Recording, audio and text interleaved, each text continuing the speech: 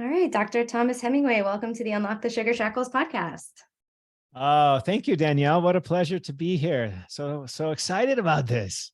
Yeah, I'm super glad we connected, and I'm really excited about your new book that comes out on January 15th. It sounds like it's something that, all my listeners would be really interested in, and it's really right up my alley. It's called Preventable, the 5 powerful practices to avoid disease and build unshakable health. So let's start with your story. Like, how did this book come to be? What are the driving factors in you arriving to where you are at in your career and in your life? Yeah, cool. Well, I appreciate that. A lot of people don't know this, but Danielle, even prior to COVID, a couple of years prior to that, the US life expectancy right here at home started to go down. And this is the first time in our lifetimes and in recent history, more than 100 years, that this has been the case, because usually the life expectancy goes up every year because we get more technology, more, helpful treatments and things like that. And so the life expectancy for our entire life, everybody here on this planet right now today, was going up until about 5 years ago. And so even prior to COVID, that started to dip. And then with COVID, of course, a little bit more and then a little bit more. And every year for the last 5 or so years, the life expectancy has been going down, which is like, what in the world is going on? We have such great medical technology, so many things, so many treatments. Like, how is this even happening? And the other thing that goes with this is that literally the top 10 leading causes of death worldwide, 7 out of 10 of those are almost entirely preventable. Take heart disease, for example. The number 1 killer in both women and men in the US and throughout the world. It is still to this day the leading killer worldwide, the leading cause of death. And it is 90+% preventable. And so here's the thing. I started my journey as a standard Western trained doc, graduated 20 plus years ago from UC San Diego School of Medicine. And in my early training, in my early years, I never saw guys in their 30s and 40s have heart attacks. And several years back, maybe a decade ago, I started to see folks younger than I. Now, I feel pretty young here, Danielle. I'm turning 50 next year, but, I was seeing guys in their 30s and 40s have their first heart attacks. Even some drop dead of sudden cardiac death, literally younger than I. And I'm like, holy crap, what is happening here? Although, we do have great emergency medical care, something is wrong on the other end. Like, how are we not preventing these things in the first place? 30-year-olds, 40-year-olds, even 50-year-olds should not be dying of heart attacks. This is preventable. Something is wrong here. So I decided to kind of pivot a little bit and focus, rather than on just treating disease, on preventing them in the first place, because literally, the overwhelming majority of what ails us as humans is preventable. And so I changed my scope to a prevention over prescription approach. And it has been, oh my gosh, it has been so much fun, number one, because it helped me in my own life. I was, in my early 40s, and I was like, what the heck? I feel like I'm getting older, right? I'm getting achy every night. I don't have the same mental clarity, sharpness, zest for life, energy, vitality. I'm like, something's not right. I'm exercising every day. I think I eat a pretty good diet, but I was missing a few things. I had some issues with chronic inflammation, insulin resistance, some of these things that most Americans, most of us have. 9 out of 10 people have some version of metabolic illness, whether it be insulin resistance, or we have some ongoing inflammation from one thing or another, some gut health issues. Most of us have some of these issues, and we're not our best selves, and we want to be. And we're like, holy crap, what's happening? We're just getting older. Well, it's not the fact that we're getting older, right? It's that we may need to just tweak a couple things. And so when I kind of found this about a decade ago, I decided, why not share this with the world? Why not share this with my patients? Why put the Band-Aid on like most Western docs do, the so-called pill for every ill? Why not jump down deeper to the root and prevent the thing in the first place? So that's kind of the short story of how I got into this. And it's been such a remarkable journey. That's awesome. And your book sounds fabulous. And I would love to dive into those 5 areas that you talk about. So these 5 steps. So do you think that's a good place to start? We can start sort of unpacking Yeah, we can these? go there. We can start All right. unpacking it, and we can go as deep as you want. Feel free to chime in. And, the first principle. So I, like any good professional student, developed a mnemonic, a memory aid, just to kind of keep these things straight. And so The one that describes the 5 different areas to focus on is FMSGs, right? And it's super easy. We all hate MSG anyway, and you just put an S on the end. So FMSGs. And so the first one is food. Food is either the best medicine ever, or it's a slow poison. And we get to decide that each and every day. So just to really, and I know your audience knows all about food and things to eat and not eat. I have just literally 3 simple rules. So the first rule is just eat real food, right? The single ingredient stuff, the stuff that you don't even need a label for. You just look at it, oh, that's broccoli, or, oh, that's a well-raised this or that, well-raised fish or what have you. You don't need an ingredient list to tell you that that's good for you. It's just real food, number one. And the next part is, and this is where I'm a guy that likes to add to the diet. There's so many healthful recipes out there, foods out there, cultures that have all different varieties of things to eat.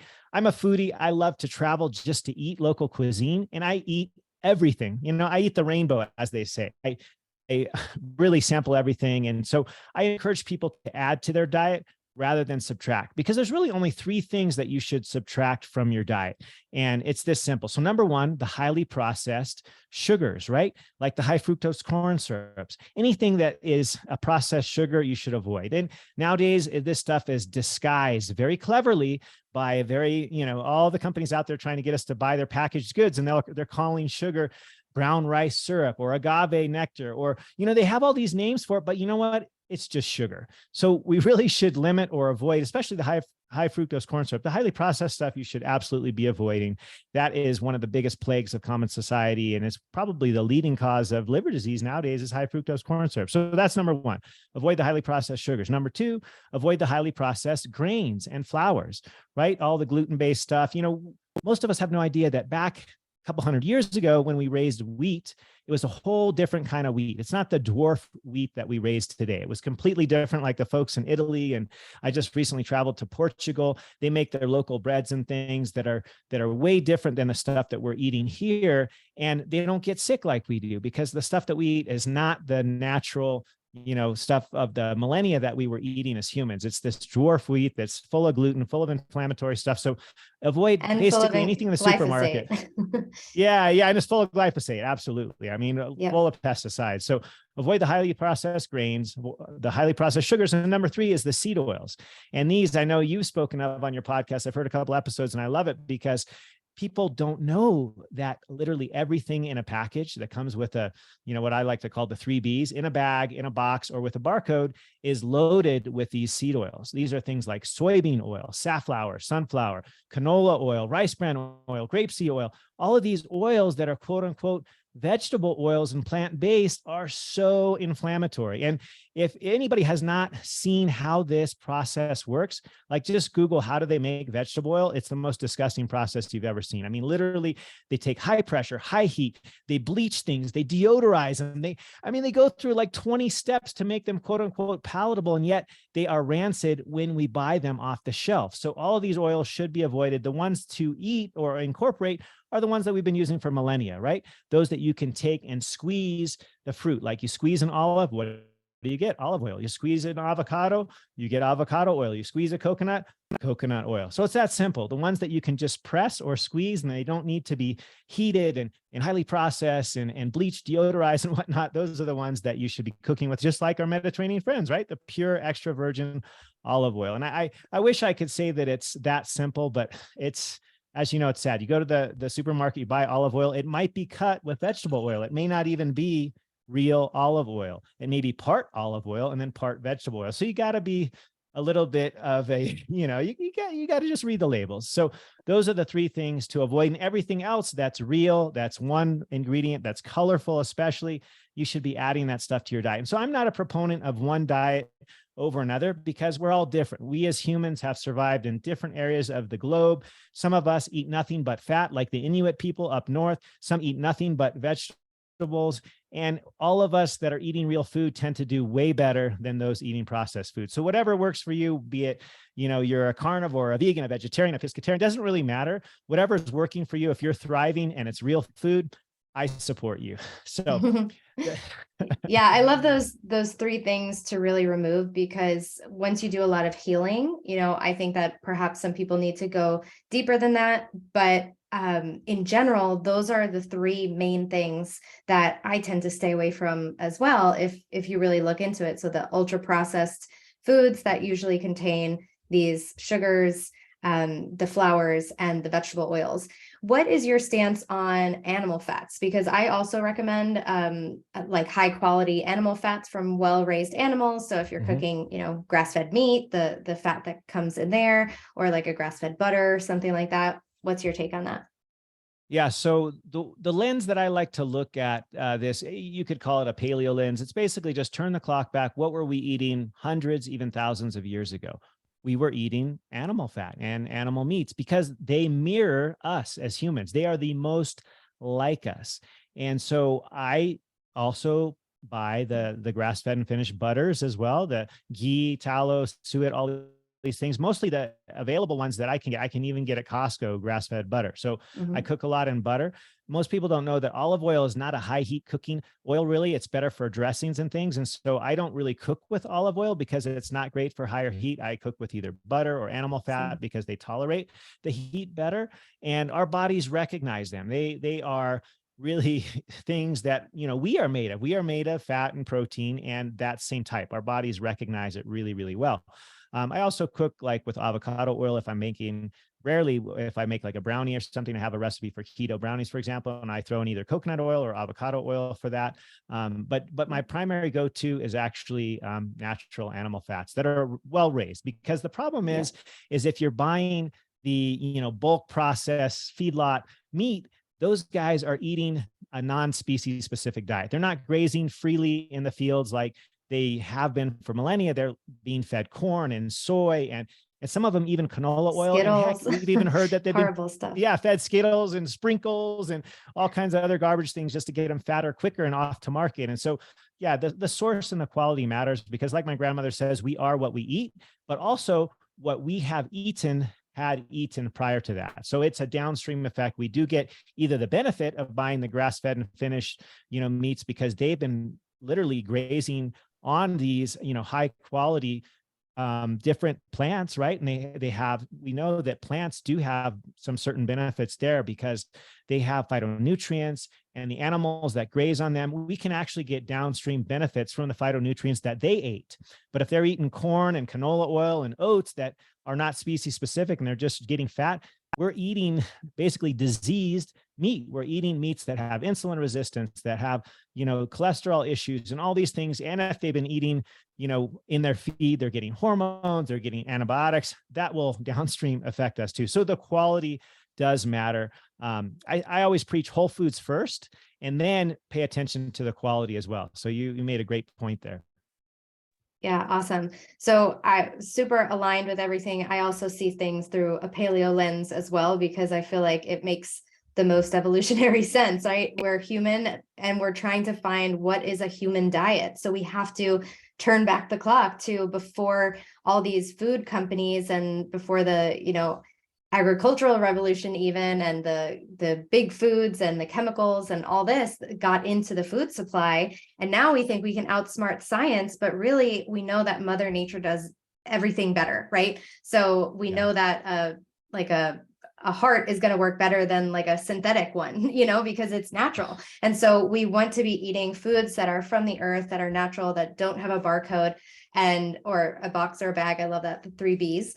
And just going back as close to nature as we can. And unfortunately, our food supply, everything is, foods are shipped halfway across the world, and they're produced when they're not supposed to be in season, and they're kept and stored for a long time. There's issues there, but that's the best that we can do at this time, right? And so shopping locally if you can, but always we want to do the best we can. And so you mentioned the importance of getting high quality proteins and fats and animals, and especially because of their diets, and also the fact that toxins are stored in the fat. So if you can, like if you're buying a fatty meat, that would be something where you would want to get the best version you can. But if it's something leaner, I would say that would be where you can, if you need to have like a little bit of leeway in terms of cost or availability,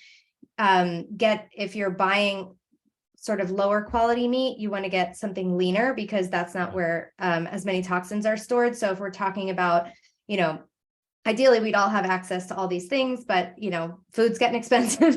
So I also want to give some options for people who might be on a tighter budget. But everything you said, very, very aligned with. So is there we did the F Yeah, so the F is thoroughly, food, but or before we leave that, and we won't get into it here. This can be, I'm sure you've talked about it, but the timing of our food is almost as important as let's what talk we're about eating it. in the first place. And so timing has a couple of factors. One, if you look at, like you were mentioning, things through the paleo lens, back in the day, we weren't eating 16 out of the 24 hours of the day, which we are. If you take the average here in the US, we are eating 16 hours out of our 24-hour day, which is insane. I mean, if you think of our upbringing, if you will, we had to go hunt or forage. And so we could only eat once, maybe max twice a day.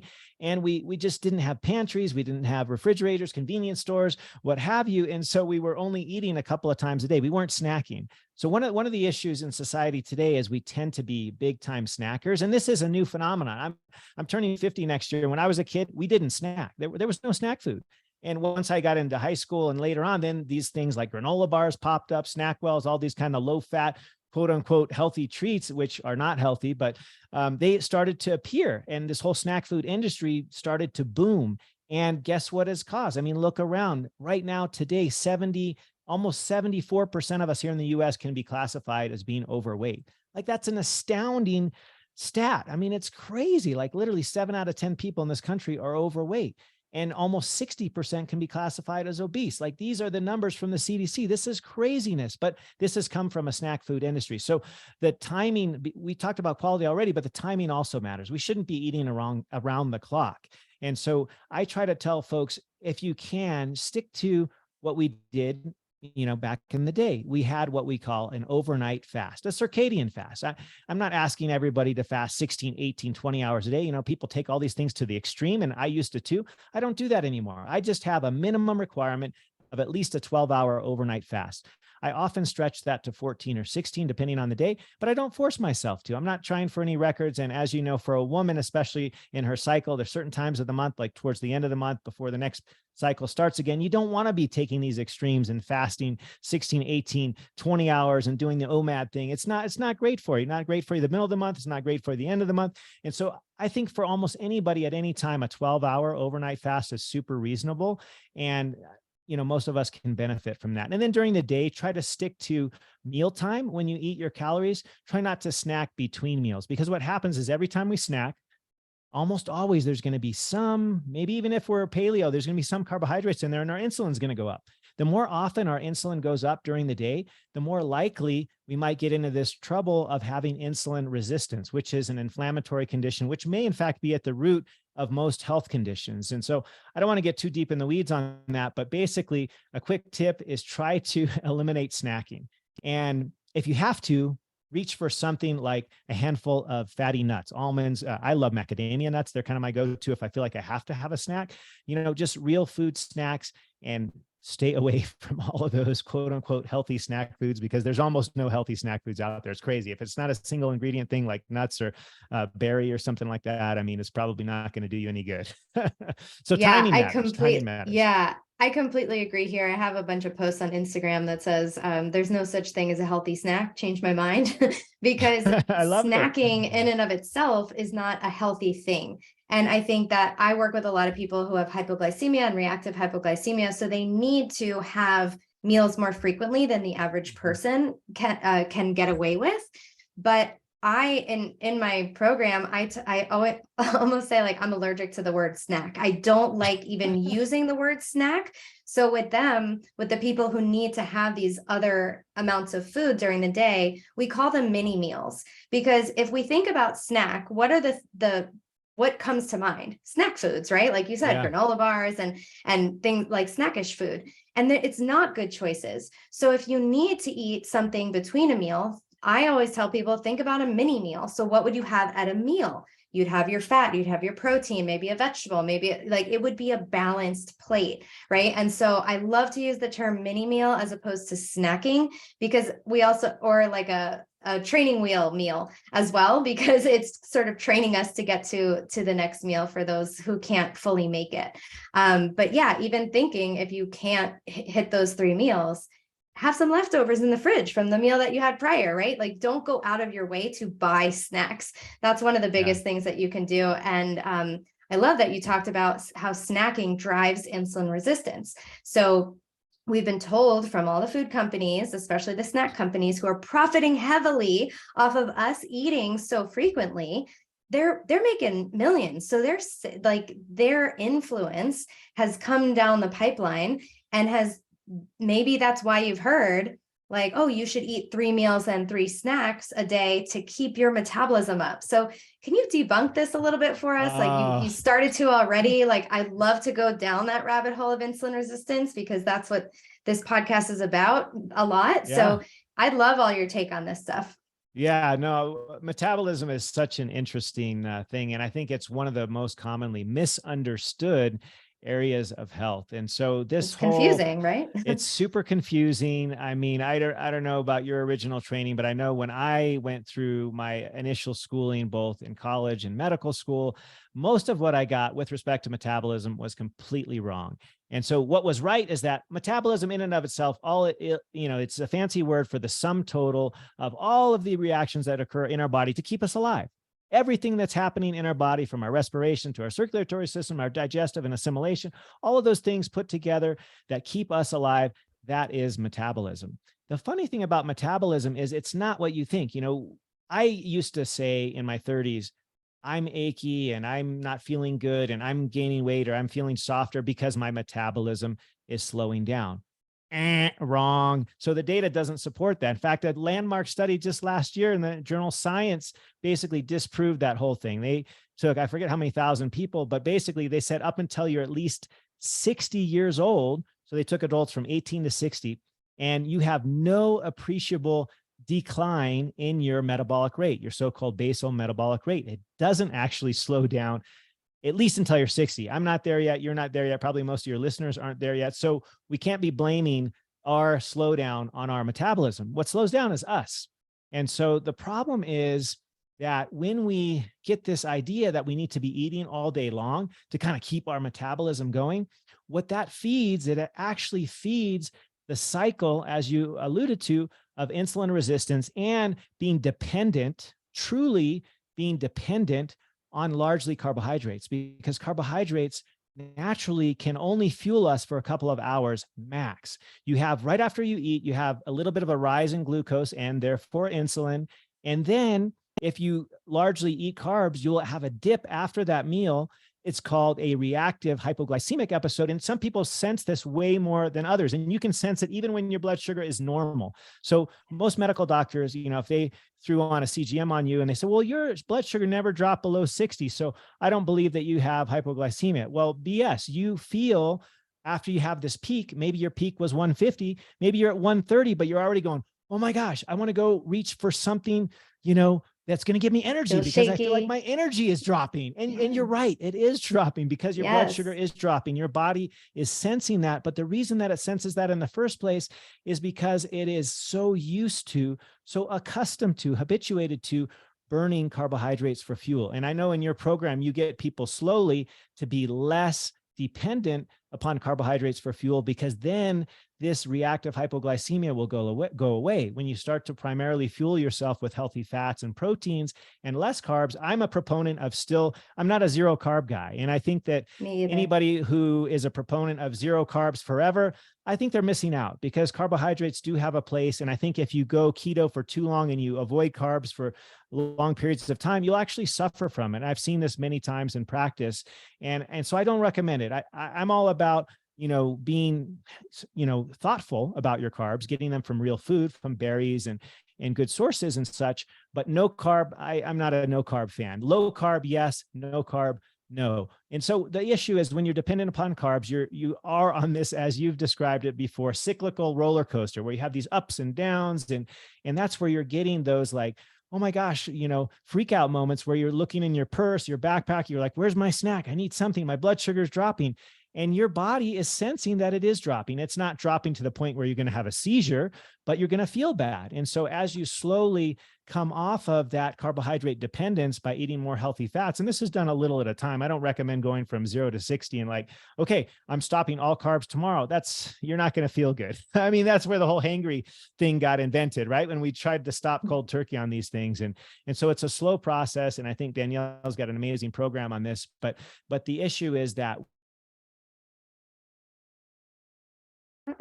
we get dependent upon carbs and we get on this roller coaster, slowly get adapted more to the healthier fats, the so-called fat adaptation, which is what we want to be flexible, right? We want to be metabolically flexible. So we can eat carbs, we can eat fats, we can eat proteins, and our body doesn't care. It can use all of those for energy. That's ultimately where we want to be. The best litmus test of this is if you can wake up in the morning and you can go the better part of the day without eating, say you're trying to do a fast or something, and you don't feel hangry, then you're metabolically adapted. You have metabolic flexibility. If you can only go a couple hours without eating, you're not there yet, but you could be there. It just takes a little bit of time. So I hope that helps.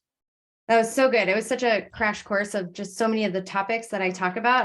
It's so nice meeting people who are so aligned, and it's not that you want to hear what you talk about over and over again, repeated just for the sake of like, oh yeah, I'm right. It's not about being right. It's like, this is also what I have seen in my practice and what we come to. So I love using ketosis as a strategy for healing, but also getting out of ketosis and adding back in those carbs when you can, because you've healed and now you can be metabolically flexible and you can get the benefits from carbohydrates. So I don't like a prolonged ketogenic diet.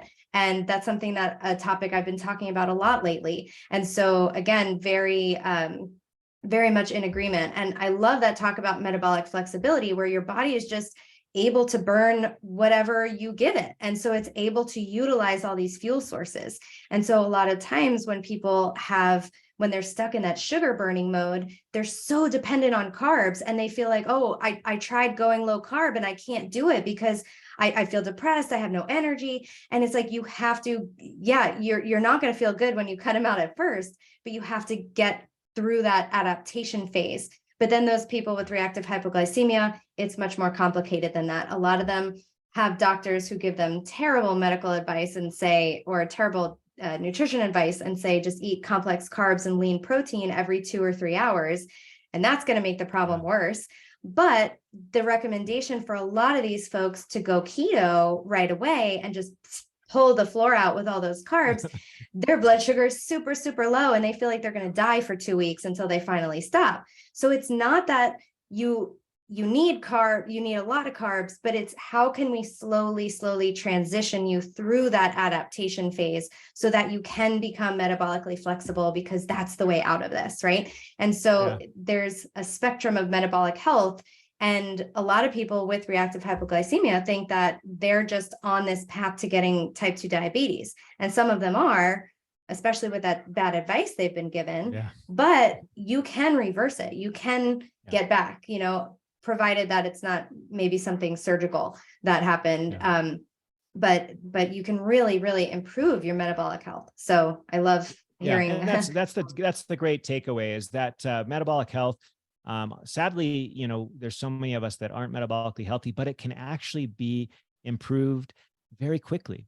What I tell people, that have issues with cravings and they feel like they have to snack all the time, I say, you as a human, you're not broken. There's nothing wrong with you. Right now, your metabolism may be a little bit broken, but it can be fixed. It's actually quite fast. Within a couple of weeks, you can make dramatic changes in your metabolism through a couple of simple steps, right? You kind of start to snack less. You start to change the quality of your food.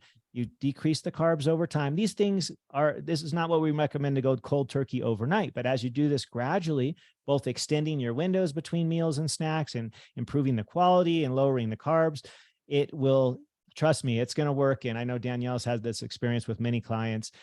It's really amazing how quickly this can happen. And so that's sort of, I like to see that as a silver lining, because oftentimes we get a little bit down on ourselves, like, oh, what's wrong with me? I can't avoid, this craving of whatever your little treat. Mine was always ice cream. I literally had ice cream every night for a decade. And part of it was just like a coping mechanism. I just liked at the end of the day, after a long hospital shift, just sit down in front of the TV, turn on the surf channel, and I eat a bowl of ice cream. And I just enjoyed that. Yeah. And I Who don't do wouldn't, that honestly? anymore. Yeah, I still love Yeah. the taste of ice cream, but I Hmm. rarely have it because it just doesn't really do it for me anymore, And Yeah. so these things can be shifted quite quickly, but it doesn't have to happen overnight. Be patient with yourself. You can do this. You're not broken.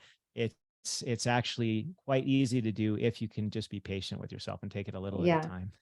Amen. And I used to think that some of this was just a personality trait, like, oh, I have a sweet tooth, so that's why I crave this, or I'm just a person who likes breakfast, and meanwhile I was waking up shaking. And it's a lot of times I'm the person who needs something sweet after a meal. It's like all of these can be attributed back to your metabolism, or I'm the hangry friend, right? Those Snickers commercials where the person turns into Joe Pesci and needs a Snickers and gets better. Well, if that's you, you have some of this metabolic stuff happening. You have some of these blood sugar, insulin things going on at the root, and it's fixable, because I don't Yeah. have any of that anymore. Yes, I still say that I have a sugar dragon who I can put into hibernation. Like that sugar dragon will always be within me. So if I started going back to eating how I used to eat, I would probably not feel well. But these foods that they have out there nowadays are just so, they're made to be hyper palatable and keep you, addicted. They don't fill you up, so you just keep eating more of them. So of course, anyone who goes and starts eating all these delicious hyper palatable foods are not going to have that same sense of control, and they're going to have the cravings again. But overall, I don't have the same relationship with food as I did before I healed my metabolism. Yeah. I can And I'll actually just kind eat a of, little something and let the rest go. And I could never do that in the past. Go ahead. yeah. Yeah. No, I was just going to say exactly on those lines. We can just skip to just briefly talk about the G of the MSG part, and that's gut health. Because what's so Mm, interesting about the gut is what you feed will breed. So if we are eating exactly as you described, these highly palatable foods, which literally are designed to make us want to eat more, right? It's when they say on the commercial, you can't have just one chip or just one Oreo or just one whatever. It's true, because they specifically design these foods to make us crave and to want and desire. I mean, they have laboratories where they study this stuff. I mean, it's kind of sickening when you think about it, because at the end of the day, we get sick from it, but it's just economics. They're just trying to sell their crap. But here's the thing. In our gut, we have trillions, at least 30 trillion, probably more, microorganisms, mostly bacteria, but we have viruses, protozoa, all kinds of others, fungi, etc. But the main ones there are usually spoken of as the bacteria, because they tend to outnumber the others, but they actually will make up our so-called flora, or the microbiota, based upon what we feed them. So if we eat the super hyper palatable foods, well, guess what? We have a propensity to grow a certain type of bacteria, and those actually send signals to our brain. They send the chemical messages that says, hey, eat more of those Oreos, or have another bite of that ice cream. It used to tell me, right? Or eat this chip that's so amazing. Those Doritos, how can you just have just one? You can't. Or the Cheetos, like on the Super Bowl commercial. Like, they literally, these gut bacteria tell you how to think, right? They literally tell you what to eat.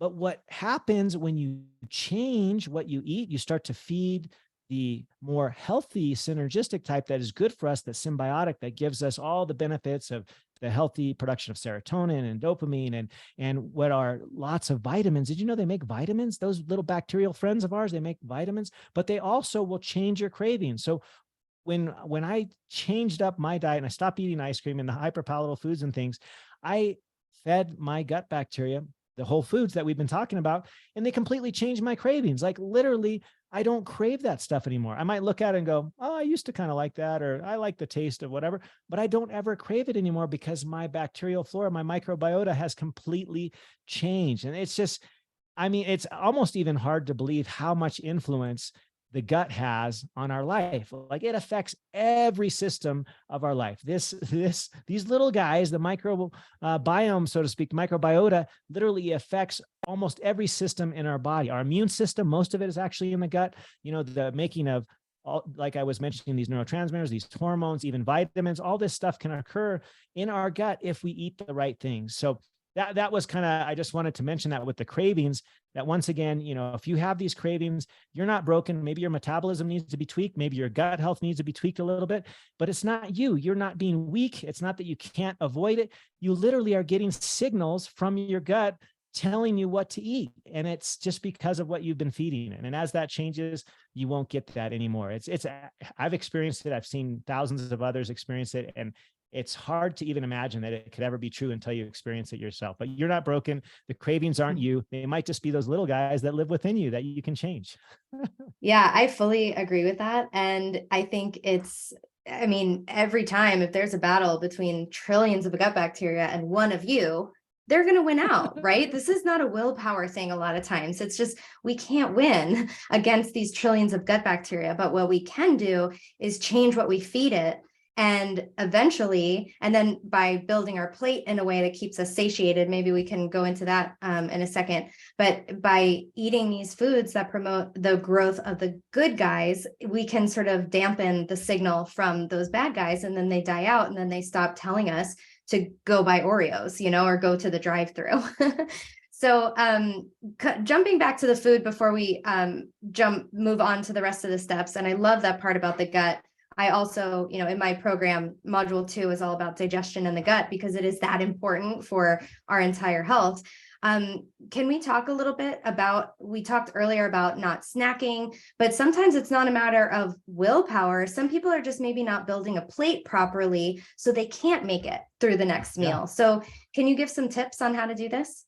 Yeah. So one of the things, and we talked about this super briefly about the timing, you want to start your meals. And if you can, like I still love breakfast, but breakfast for me doesn't have really any of the things that we think of in the US as breakfast, right? It doesn't include scones and pancakes and waffles, and unless they're, the chaffles that I make out of eggs, but usually it's just protein to start with. I always start my day with protein. There's studies that look at this. When you start your day with protein, you're going to be more satiated and less likely to want or feel like you need to snack throughout the day. So I always, when I look at my plate, there has to be protein on there. There has to be. And then I also look to have some kind of a healthy carbohydrate, whether it be a vegetable, a fruit at the end of the meal. So the carbs part, we've got this all wrong, especially when we go out to eat, right? At the restaurant, they always feed you the bread plate first, which is the worst way to start your meal. You don't want to start with the carbs. You want to eat them last towards the end of the meal. And if you're going to eat bread at all, hopefully it's high quality sourdough and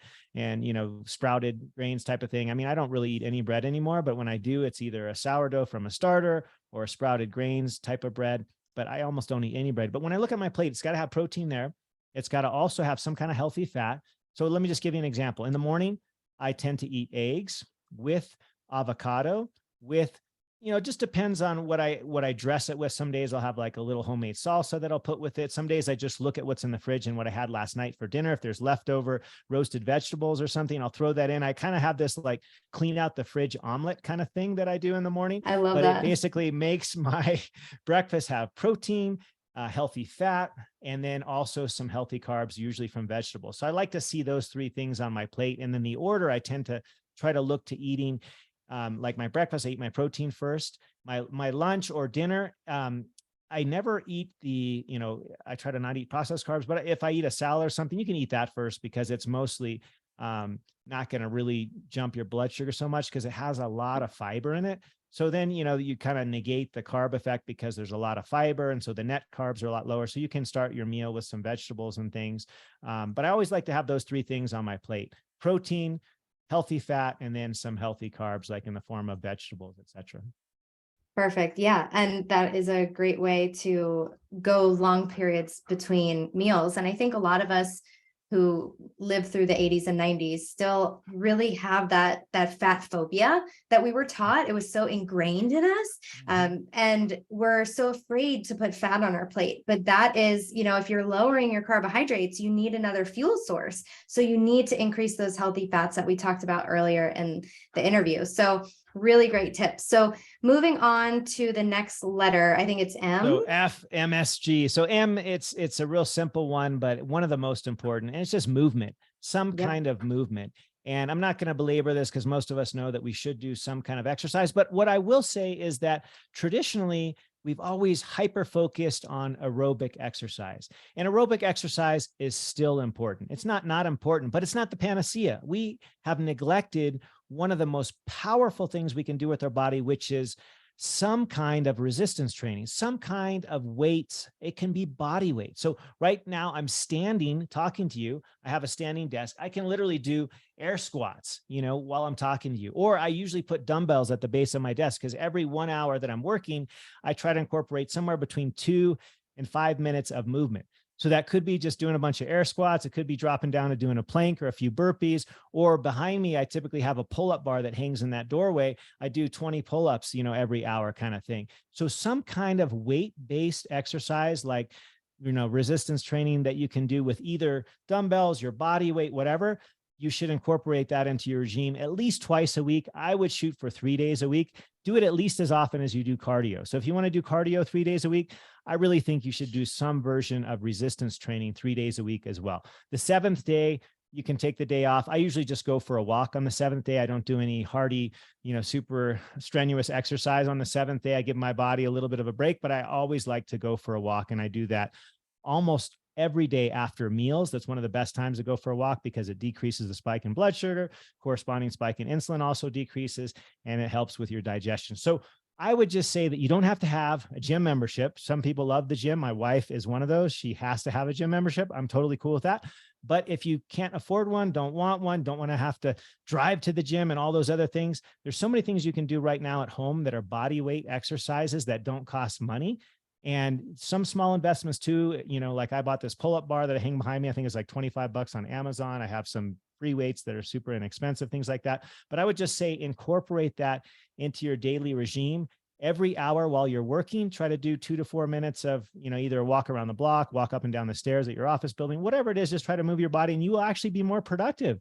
Your brain will be sharper. You release this hormone. It's called brain-derived neurotrophic factor that goes up when you do any kind of exercise.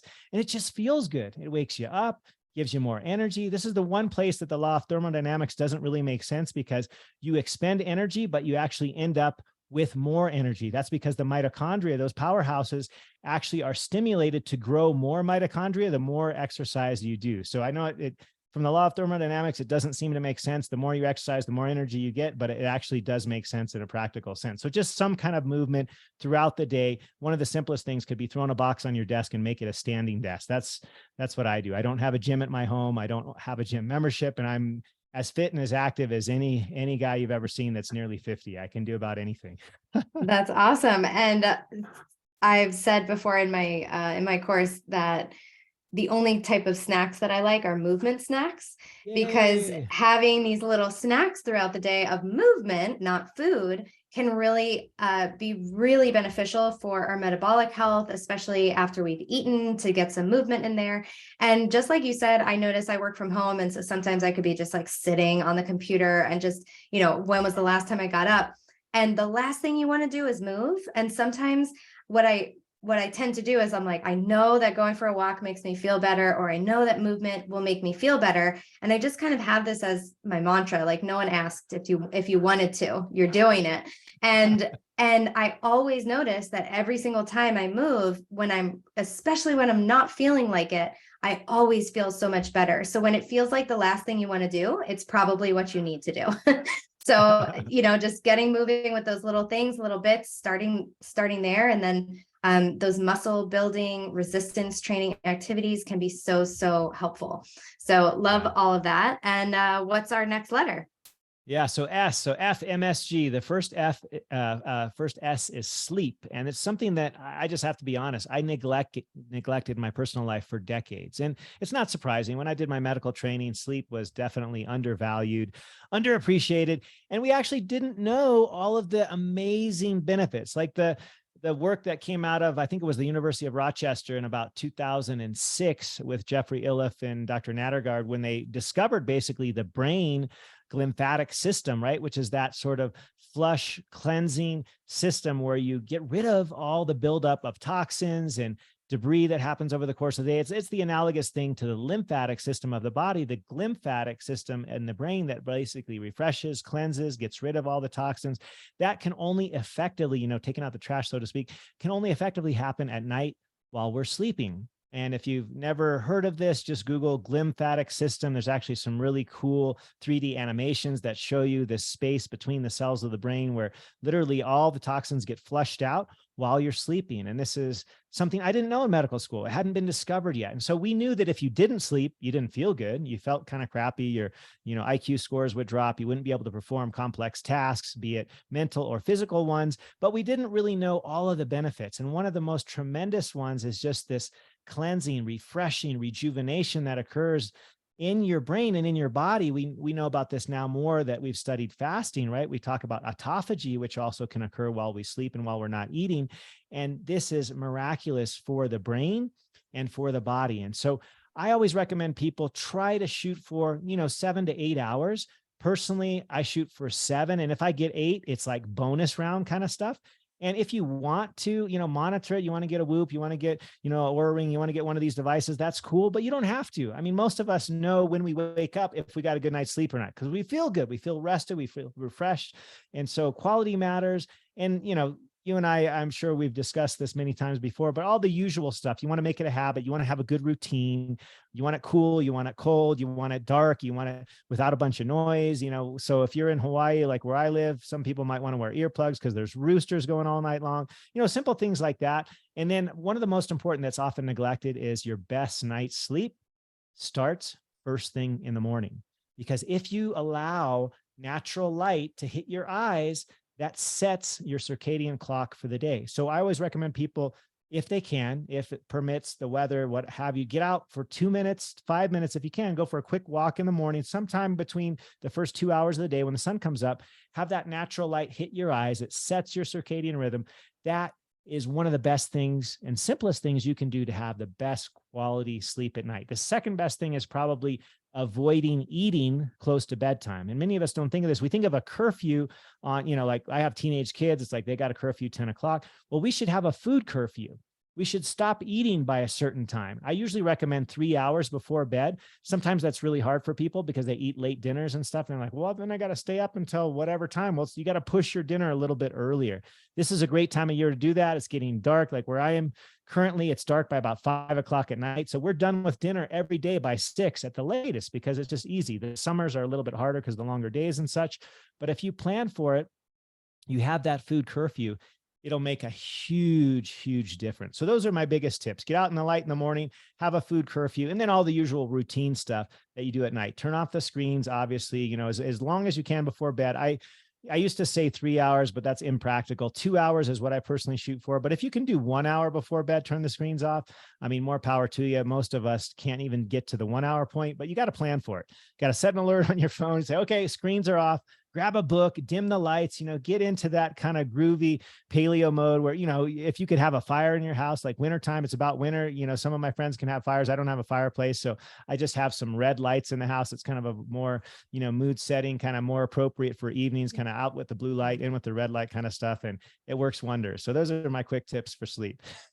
Such good. This is like a masterclass on everything. So really, really helpful. And we did the G for gut. Was there anything else you wanted to add so for the gut second, health? Yeah, gut health. I mean, it's such a huge topic. I really can't go I know too we deep could into have it. an We could entire literally do podcast a series full on the whole thing. Yeah. podcast or 2 or 3 or 10. But what I would say is just if you take the time to recognize what you're feeding in your gut, you can literally change your entire health. The cravings we talked about, also inflammation. Many, I'm sure of your listeners will know about the phenomenon of, leaky gut, which can occur because you only have one single cell thickness of those epithelial cells in your gut that's between the inside and the outside. And there's certain types of food that can really exacerbate, injure, damage those cells, like the gluten, like dairy for a lot of people. Basically anything highly processed can really mess with those connections, the so-called gap junctions, and they can let all the crap in, which crap's not supposed to get into your system. The crap's supposed to stay on the outside, right in the lumen or the tube, so to speak. It's not supposed to get into the bloodstream. And so, just pay attention to your gut. eat whole foods. It just comes down to the same things we've talked about, real single ingredient whole foods.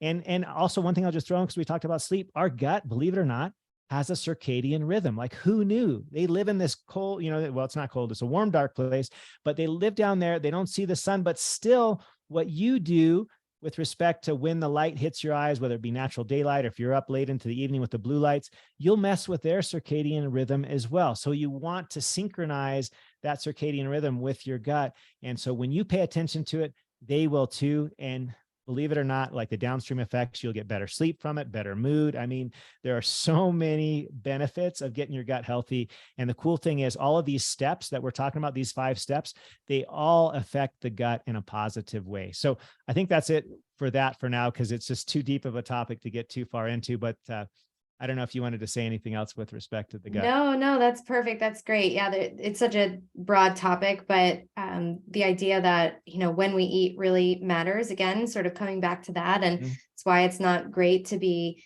eating late at night, because it impacts your sleep. Our insulin isn't working quite as well back then, that late. And our digestion is not used to it, like our gut bugs are kind of sleeping because they're on the circadian clock. So it's messing up so many things when we do these practices. So sometimes if I have a social occasion where it's like, oh, dinner reservation at 8, I'm like, no, it's just, I feel like hungover the next day, because my body is just so used to this, eating on this schedule. And it just really kind of jacks everything up when you go off of that, when you're very dialed in. So awesome. So the last S, we're coming to the end. Last S is stress. So right now in this day and age, especially with the pandemic, we've all been under tremendous amounts of stress. And even prior to COVID, one of my favorite studies was 2012. I think it was the Journal of I wrote it down here because I forget the Journal of Health Psychology, 2012, Dr. Keller and colleagues, phenomenal study on stress. It was almost 200,000 people they studied.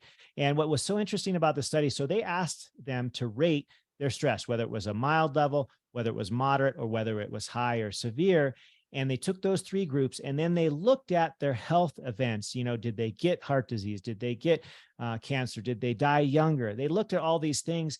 And what was interesting is that the results weren't exactly what you would predict. So in other words, most of us would think, oh, well, high stress, they're going to have poor health outcomes. They're going to die younger. Well, maybe, but maybe not. So here's the thing. If you were in that high stress group, it only affected you adversely if you believed, right here, if you believed that stress was bad for you. Like literally the meaning that you attached to the stress had the most significant effect on the outcome. So in other words, those people in the high stress group that believed that it was bad for them, it was like a self-fulfilling prophecy. It was bad for them. They had more health conditions. They died younger, all of that. But the group that was also up in that category, the high stress, and they did not believe that it was bad for them. Maybe they believed it was a challenge. They took it as a challenge or a growth promoting experience. Those folks actually had a protective effect from that stress. The same high level of stress, but the meaning they attached to it was completely different, and they were more healthy, lived longer, and it actually was a positive stress. It was a hormetic stress. It was good. It was a good thing for them. They, like a lot of us in COVID, we had to pivot with what we were doing. Maybe we had to transition to do more of an online thing rather than a brick and mortar, whatever it was. Like if we use stress as something, as a growth or a challenge type response, this can mean all the difference in the end. So I have, a couple of chapters on stress, and we talk about not only this concept, but also, stress optimization techniques, everything from breathing and meditation and gratitude and all of these kinds of awesome things. For me, movement is one of my best stress relievers ever. Like if you're ever in a bad place and you're just like what you said, and you're like, I don't want to get out and do that exercise. That's when you need to do it the most. And when you do, I can almost guarantee you will feel better. I mean, the endorphins, the enkephalins, all of the happy hormones that get released. I mean, the brain-derived neurotrophic factor that gets released in exercise. I mean, it can literally, the only 2 things I know of, and if you know of more, please tell me, that can change your state, the mood that you're in, how you're feeling in a moment. 2 things that I know of are exercise, some kind of movement. The second is breathing, taking some deep breaths, some of those real abdominal, deep breaths. You can do 3 or 4 of them, and your whole state changes. So breathing and movement, those are the quickest ways to change your state. Do you know of any others that work that quickly? Those are the two that I use regularly, and they work great. Yeah, those are the two best ones. Some vagus nerve stuff can be really helpful for helping to downregulate your nervous system. But the more I learn about the vagus nerve, the more I realize I don't know, and that you don't want to just be like jumping in with all these things because you might, overdo it. But yeah, the breathing actually targets that vagus nerve as well. Absolutely. So that can be really, really impactful. And yeah, I love like the 4-7-8 breath is one that I do quite a bit. I have actually oh, it's not on right now. I thought it was a heart rate monitor that measures my HRV. And when I do the 4-7-8 breath, my HRV goes up if I do it for about like 2.5 minutes. And after that, it starts to decline. So I'll set my, timer on my phone for 2.5 minutes. I'll do the 4-7-8 breath, and then I'll be done. And it really, really makes a difference because it's targeting that nervous system, and it's telling your body I'm safe. And often what we think is that, oh, my brain is going so crazy. Like I can't, how do I slow my brain down? And you can do that through the body. And so doing these practices, the body is constantly sending signals to the brain. So if we can relax our body, that's how we can relax the brain. So going in through the body, instead of trying to, think your way into it, try to relax your body. That's why those, what are they? Body scan meditations and things like that can be really, really helpful, because you're just relaxing and letting go of that tension. And then your brain is kind of checking in, and it's like, oh, she's really relaxed. I guess we can calm down now. It doesn't feel like there's a threat. But if we're constantly in this chronic, clenched state, we're hunched forward, it's like, oh, the brain checks in with the body, and it's like, oh, she looks like she's ready to fight. We better worry. We better start worrying, right? We better start preparing for a fight. So we're constantly having that. So going in through the body can be really helpful to calm down the brain, and then be able to be in the mindset where we can look at things more logically and not be so overrun by our emotions. And then we can have that more positive spin on our stressors, which helps our telomeres and our life expectancy and everything. Yeah, that's a great study and a really great example. Fabulous. Yeah, no, couldn't agree more. I mean, the vagus nerve, what happens in Vegas does not stay in Vegas. The vagus affects every part of the body, and that's, of course, VAGUS, but it can be affected so simply with the breath. Like that's the whole concept of the abdominal breathing that we talk about, and getting sort of in tune with ourselves. And when I do it, I mean, I love meditation, but let's just be honest. I got 6 kids. I got lots of different work that I do, and I'm super busy guy. I can't take 2 hours and meditate every day, an hour in the morning, an hour at night. When people say that to me, I'm just like, whatever, like that's the luxury. So and the cool thing is, like you said, it can be as short as a couple of minutes. Take 2 to 5 minutes and close your eyes, focus on your breath. There's all different techniques. You mentioned one of the many, but just find what works for you and do it for 2 minutes. Start with that, 2 minutes. It's so short, and yet it can be so impactful. You notice it right there in your HRV, your heart rate variability. It shows up that quickly, and it'll work for our listeners as well. It's just, it doesn't take a lot of time. You don't have to schedule 30 to 60 minutes of meditation. If you can, go for it. It's amazing. I love meditation, but on a practical level, in our busy lives, a lot of us just can't do that much of it. So just do a couple of minutes, try 2 to 5 minutes, and it may just change your life. Yeah, do what works for you. Don't meditate because some influencer says so and you feel like a bad person because you're not meditating. Well, maybe it doesn't work for you. I've tested my HRV after I meditate and it goes down. So meditation's not the best for me. I do breath work instead because that's where I'm at. Maybe eventually I'll become a master meditator where it will help, my body become more resilient, but that's not where I'm at. So I don't judge myself or hold myself to something that doesn't work. I do what I get the best results with, what makes me feel the best. And sometimes it's just turning on some music that makes you want to dance, it could be anything. Yeah, thank you so much for coming on. This has been such a great, really comprehensive conversation. And I love touching on all these nuances. And I love going beyond just what's at the end of our fork, because all of these factors, every single thing we talked about today, and all this MSGs, all of these things impact our metabolic health, every single one of them. And these are all the pillars for optimal metabolic health and overall health, because it all ties in, the body's super connected. And so we have to look beyond just, oh, is this keto? Is it not? Like, what are my macros? We have to go deeper than that. We have to look at all of these nuanced things, and it can be harder, right? And, working with someone, getting Thomas's book and really diving into some of these practical tips, and working with someone who you trust, who is knowledgeable in all these areas, or one of these areas, I personally go see a mobility specialist, because I can't be trusted to do the workouts at home. I just don't do it. So I need that accountability. So I have to hire someone to help me, right? So maybe that's you with food. Maybe that's, your emotional eating. Maybe you need to see someone for that, but get the help you need, and recognize that, like you said, you're not broken. You can fix so many of these things. You can heal. Your body's trying to heal all the time. I feel like we have a lot of the same messages. So is there anything else you want to leave us with? Oh, I would just say that, yeah, all of these are, like you said, masterclass kind of topics. I also have a podcast that I've done many episodes on these types of things. If you want to go really deep as well, my podcast is called the Unshakeable Health Podcast. And the book, as you mentioned, is called Preventable. So go and grab that. You can check it out on my website, which is just thomashemingway.com, or the preventablebook.com. I'm on Instagram, fairly active as Dr. Thomas Hemingway. That's just Dr. Thomas Hemingway. And I would just like you to know that, these things, do what works for you. There's no one approach that works for everyone. You are unique. You are an individual, and that's what makes life beautiful. We are all different. One kind of diet doesn't work for every person on this planet. And so if it, just take the things that work for you and go with it. Like Danielle says, it's, she's got to have somebody to make sure she does her movement, and that's perfect. Whatever works for you in the area that you are, meet yourself where you are, and have compassion and patience, because this doesn't have to happen between today and tomorrow. This can happen over time, because just think about where you are today. If you're unhappy with your health, it didn't start yesterday. Maybe it started a month, a year, a decade ago. So it's okay if it takes a little bit of time to get to where you want to be. That's okay. Have some compassion, take it step by step, and just remember, you are not broken. You are perfect. Your metabolism may be broken, but it can be fixed easily, and just take it one step at a time. You've got this.